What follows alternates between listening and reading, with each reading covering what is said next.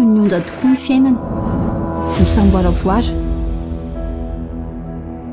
indraindray miakatra ambony fa rehefa midina kosa izy dia misitona na mandravarava izay rehetra tandrify azy dia mitovy amin'izany koa ny fiainako.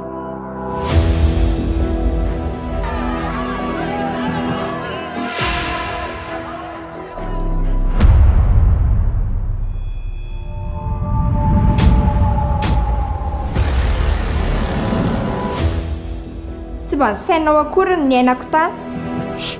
Tsy tahitanao izany tsony izy e. Nazara tsy malala izay antony. Dia sahanareo no mivarotra nasen'ny fitiavako. Meny tena mijaly aho.